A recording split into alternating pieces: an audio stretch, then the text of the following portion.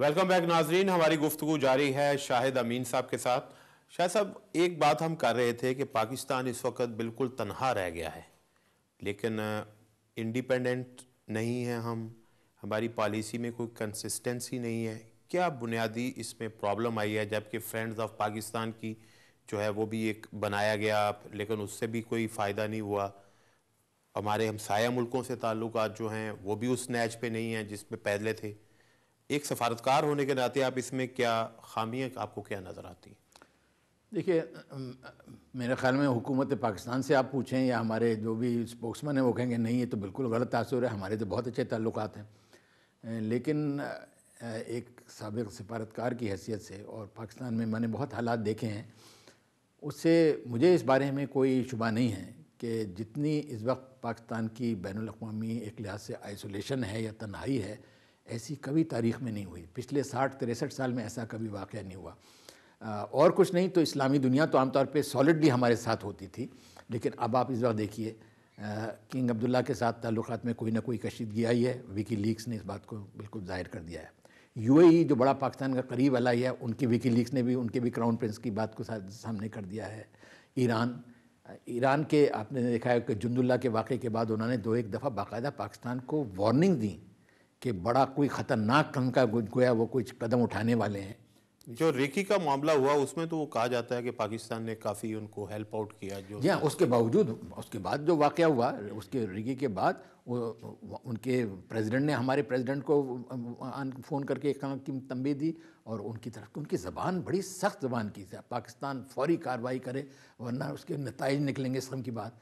तो जो कुछ भी बदगुमानियाँ हो सकता है चाइना के साथ भी हम कुछ ज़्यादा करीब नहीं रहे। अफगानिस्तान का भी मैं जिक्र करूँ, आपको अंदाज़ा ही है कि करज़ई साहब के साथ कभी हॉट एंड कोल्ड रिलेशन रहे हैं।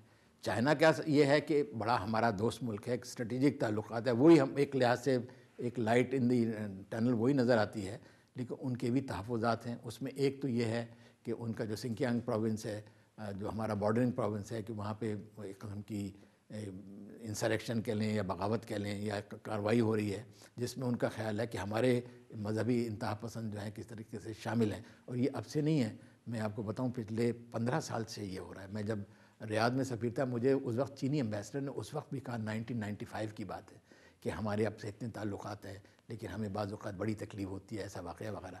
तो ये मैं नहीं कहता हुकूमत पाकिस्तान इस सिलसिले में कोशिश नहीं कर रही है, लेकिन हमारा अब तो हर चीज़ पर काबू ही नहीं रहा है ना जी। हमारे लोग यहाँ से बैठ के दूसरे तीसरे मुल्क में कार्रवाइयों में मुलव्वस हैं। ये तो नहीं कह सकते कि हुकूमत पाकिस्तान करा रही है, लेकिन एक हम की लॉलेसनेस डेवलप हो गई है।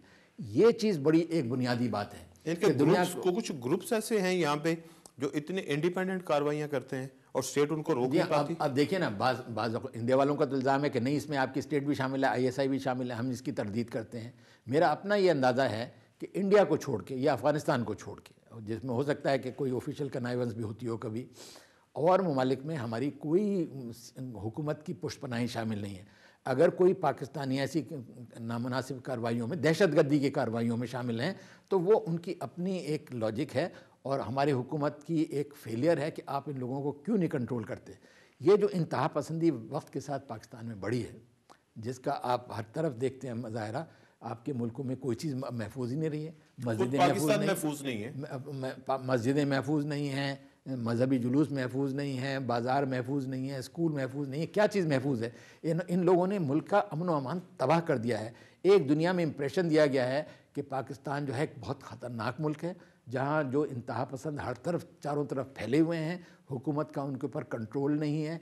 It is a failed state. एक दुनिया में ये तस्वुर डेवलप हो रहा है, दहशतगर्दों की सेफ हेवन है। ये अच्छा, जब आपको ये तस्वुर होता है कि जब इस मुल्क में का तो बिल्कुल कुछ अजीब किस्म के हालात हैं, कुछ इसका मालूम नहीं मुस्तकबिल क्या है, तो आपकी जो अहमियत है वो फ़ौरन नीचे चली जाती है।